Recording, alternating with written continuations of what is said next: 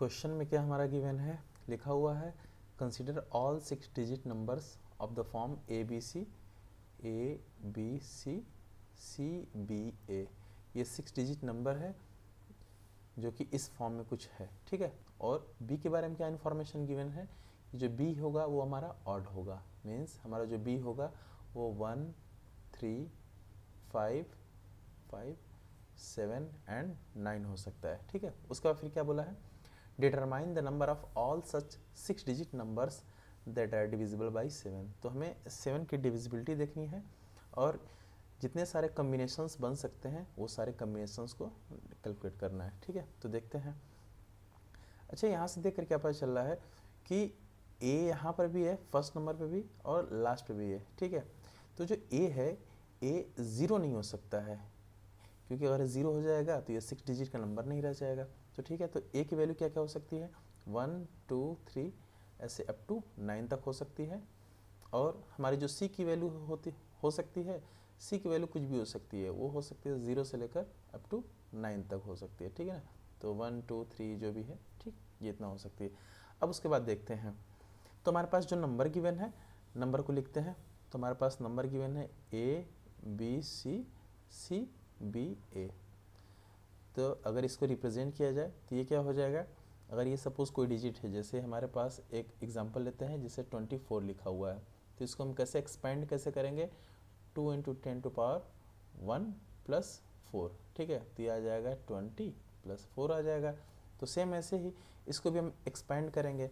तो जब इसे एक्सपेंड करेंगे तो ये क्या हो जाएगा, a × 10⁻5 + b × 10⁻4 + c × 10⁻3 + c × 10⁻2 + b × 10⁻1 + a, ठीक है। तो इसे एक्सपेंड करने पर ये हमारा आ गया। फिर इसको और सॉल्व करते हैं। तो देखा जाए कि हमारा जो a है, a यहाँ पर भी है, फर्स्ट में भी है और लास्ट में भी है। अगर एक और कॉमन ले लिया जाए तो हमारे पास क्या आएगा, a को कॉमन लेने पर आ जाएगा 10⁻5 + 1। उसके बाद b देखा जाए, b यहाँ पर भी है और b यहाँ पर भी है, तो b को और कॉमन ले लिया जाए तो हमारा जो नंबर आने वाला वो क्या है, b × 10⁻4 + 10⁻1। उसका फिर यहाँ भी हमारे पास c है और यहाँ भी c है, तो c को कॉमन ले लिया जाए तो क्या आ जाएगा, 10⁻3 + 10⁻2। अब देखते हैं, अब इसे हम कैसे लिख सकते हैं। तो ये हमारा हो जाएगा a, और इसको अगर एक्सपेंशन इसको खोला जाए तो फिर देखते हैं, ये आ जाएगा 1 0 0 0 0, ये हमारा 1 आ जाएगा, प्लस ये हमारा कितना आ जाएगा b, ये हमारा हो जाएगा 1 0 0 0 + 10 आ जाएगा। उसके बाद ये हमारा कितना आएगा c 10⁻3, तो ये हमारा 1000 हो जाएगा और प्लस ये हमारा 100 हो जाएगा, ठीक है। तो हमारा जो आंसर आ रहा है ये हमारा फाइनल कितना हो जाएगा, इसे हम लिख सकते हैं कि 1 0 0 0 0 1 a प्लस उसका फिर क्या हो जाएगा, ये हमारा हो जाएगा 1 0 0 0 और यहाँ पर 1 0 हो जाएगा और ये हमारा हो जाएगा b हो जाएगा, ठीक है। उसके बाद ये हमारा हो जाएगा 1 1 0 0 c, ठीक। तो a b c b a, इसको हम इस फॉर्म में कुछ लिख सकते हैं। तो ये हमारा जो फॉर्म होगा, इसको एक्सपेंड करके लिखने पर ये हमारा इतना आया। अब इसको बाद देखते हैं हम। अब इसके बाद क्या है कि इसकी 7 की डिविजिबिलिटी रूल हमें चेक करनी है, ठीक है। तो हमें कुछ इस तरह इसे लिखते हैं कि जो भी 7 से डिविजिबल होगा उसे अलग करते हैं, जो नहीं होगा उसके बारे में थोड़ा देखते हैं, ठीक है। तो अगर देखा जाए तो इसे हम ऐसे लिख सकते हैं कि 9 9 9 9 5a + 6a। अब हम ऐसा क्यों लिखे हैं, क्योंकि ये जो 99995a है ये हमारा 7 से डिविजिबल होगा, ठीक है ना। तो जो 7 से डिविजिबल होगा उसे अलग करते हैं, ठीक है। इसी तरह अगर इसको लिखा जाए प्लस इसे लिखा जाए तो ये हमारा हो जाएगा कितना, देख रहे हैं फिलहाल 1 0 0 1 0, ये खुद 7 से डिविजिबल होगा, ठीक है। तो इसको हम एज इट इज़ रहने देते हैं 1 0 b, ठीक है। उसके बाद इसके लिए देखते हैं प्लस, तो हमारा कितना आ जाएगा ये हमारा आ जाएगा 1099C प्लस C। तो देखा जाए कि हमारा ये भी 7 से डिविजिबल हो जाएगा, तो ये भी हमारा 7 से डिविजिबल हो रहा है, ये पूरा टोटल 7 से डिविजिबल हो रहा है, ठीक है। तो देखा जाए हमारे पास 6A प्लस C बच गया है, जो कि 7 से डिविजिबल नहीं हो रहा है, ठीक है, क्योंकि इनको सारे नंबर्स को जो हमारे पास ये है, ये नंबर और ये नंबर, ये हमारे सारे 7 से डिविजिबल हो रहे हैं, ठीक है। तो अब 6A प्लस C है। अब अगर इसको 7 से डिविजिबल करना है तो इसमें हम कुछ चेंजेस लाते हैं। इसमें अगर A ऐड किया जाए और A माइनस किया जाए तो कोई फ़र्क नहीं पड़ेगा। तो इसमें क्या करते हैं, 6A plus A minus A plus C। तो देखा जाए फिर ये जो हमारा टर्म है ये 7 से डिविजिबल हो जाएगा, ठीक है। तो अब हमारे पास क्या बचा, हमारे पास जो बच रहा है, हमारे पास बच रहा है minus A plus C, means हमारे पास आ रहा है C माइनस A आ गया, ठीक है। अब C माइनस A ऐसा नंबर है जो कि 7 से डिविजिबल नहीं है, लेकिन C माइनस A को डिविजिबल होने के लिए C माइनस A क्या क्या हो सकता है तो देखते हैं। तो C माइनस A हमारा है वो हमारा -7 भी हो सकता है, 0 भी हो सकता है और 7 भी हो सकता है। क्यों? क्योंकि जो C और A है ये कुछ न कुछ कोई न कोई डिजिट्स हैं।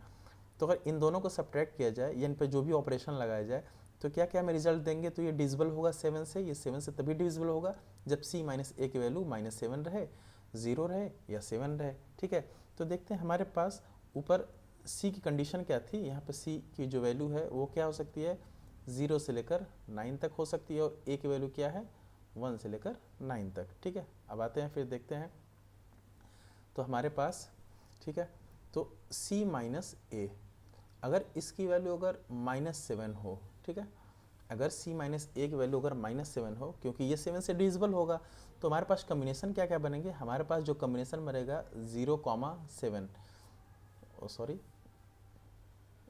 ये हमारा जो कम्बिनेशन क्या बनेगा 0,7 बन जाएगा, ठीक है। क्योंकि जो C की वैल्यू है, C की वैल्यू यहाँ पर लिखा हुआ है, C की वैल्यू हम 0 से लेकर 9 तक ले सकते हैं, और A की वैल्यू 1 से 9 तक, ठीक है। तो हमारा ये हो गया पहला कम्बिनेशन 0,7। उसके बाद सेकेंड कम्बिनेशन क्या हो जाएगा, 2,9 हो जाएगा, फिर 1,8, ये हमारा कम्बिनेशन हो जाएगा। तो यहाँ से हमें कितना कम्बिनेशन मिलता है, यहाँ से हमें 3 कम्बिनेशन मिलता है, ठीक है। अब सॉरी, अगर C माइनस A की वैल्यू अगर 0 हो, C माइनस A की वैल्यू सपोज 0 हो, क्योंकि ये भी 7 से डिविजिबल होगा, तो हमारे पास कंडीशन क्या क्या होगा, तो यहाँ पर हम 1,1 ले सकते हैं, 2,2 ले सकते हैं, 3,3, ऐसे करके हम अप टू 9,9 तक जा सकते हैं। तो हमारे पास पॉसिबिलिटी कितनी हो जाएंगी, यहाँ पर हमारे पास 9 पॉसिबिलिटी हो जाएंगी, ठीक है ना। उसके बाद जो लास्ट कंडीशन है वो क्या है, C माइनस A की वैल्यू अगर 7 हो, तो अगर 7 होगा तब हम क्या क्या लिख सकते हैं, तो 7 के कंडीशन में हमारे पास क्या क्या हो सकता है, C की वैल्यू 9 हो जाएगी, तो A की वैल्यू 2 हो जाएगी, ठीक है। और इसी तरह 8,1 भी हो सकता है, ठीक। तो यहाँ से हमें 2 पॉसिबिलिटी मिलती है। तो देखा जाए तो हमारे पास जो टोटल पॉसिबिलिटी है, ठीक है, तो हम लिख सकते हैं कुछ ऐसा कि हमारे पास जो टोटल पॉसिबिलिटी है, टोटल पॉसिबिलिटी ये कितना हो जाएगा, 2 नहीं सॉरी हाँ, ये 2 + 9 और ये हमारा 3 हो जाएगा, ठीक है। तो ये हमारा 3, तो हमारे पास जो टोटल पॉसिबिलिटी हो गई ये हमारा 14, ठीक है। तो एक तरह से 14 कम्बिनेशन बन रहा है। तो 14 कम्बिनेशन जो हमारा है ये C और A के लिए है, ये हमारा जो है C और A के लिए है, लेकिन अभी B के बारे में बात नहीं की गई है। तो देखा जाए तो C और A के लिए 14 कम्बिनेशन है। तो जो B की वैल्यू क्या है, B की वैल्यू इसमें शुरू में ही गिवन है कि B हमारा ऑड होना चाहिए, मीन्स B 1 भी हो सकता है, 3 भी हो सकता है, 5 भी हो सकता है, 7 भी हो सकता है, 9 भी हो सकता है। तो अगर 14 टाइम्स अगर जो हमारा 14 कम्बिनेशन है वो C और A के लिए है, तो अगर B की वैल्यू एक बार 1 हो तो उसके लिए एक 14 कम्बिनेशन बनेगा, फिर 3 के लिए भी 14 कम्बिनेशन बनेगा, ठीक है, इसके लिए 14 कम्बिनेशन बनेगा, इसके लिए भी 14 बनेगा, 7 के लिए भी 14 कम्बिनेशन बनेगा और 9 के लिए भी 14 कम्बिनेशन बनेगा। मीन्स B की जितनी वैल्यू चेंज होगी, मतलब अगर पहले 1 थी तो उसके लिए 14 कम्बिनेशन हो जाएगा। इस हमारा जो वैल्यू क्या था, ABCCBA, तो जो भी हमारी A और C की जो भी वैल्यू है अगर हम रखेंगे तो यहाँ पर बी की वैल्यू सबसे पहले 1 1 रखेंगे, उसके बाद फिर 3 3 रखेंगे, फिर 5 5, फिर 7 7, फिर 9 9। तो बार बार जो हमारे पास जो कम्बिनेशन बन रहा है वो 14 14 14 14, ये 14, ये हमारा टोटल कितना हो रहा है 5 टाइम्स हो जा रहा है, ठीक है। तो इस तरह से हम बोल सकते हैं कि हमारा जो टोटल कम्बिनेशन होगा वो कितना होगा 14 × 5, मतलब हमारे पास टोटल कम्बिनेशन हो जाएगा 70 कम्बिनेशन हो जाएगा, ठीक है। तो ये हमारा आंसर हो जाएगा 70 कम्बिनेशन, ठीक है। Okay, thank you.